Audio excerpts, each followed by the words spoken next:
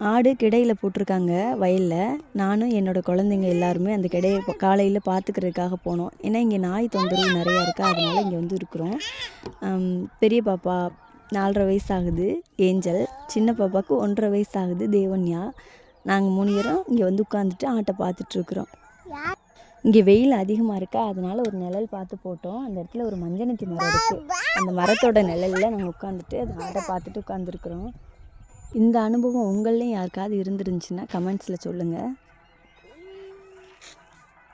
ஏய், மண்ணு சாப்பிட்றியா?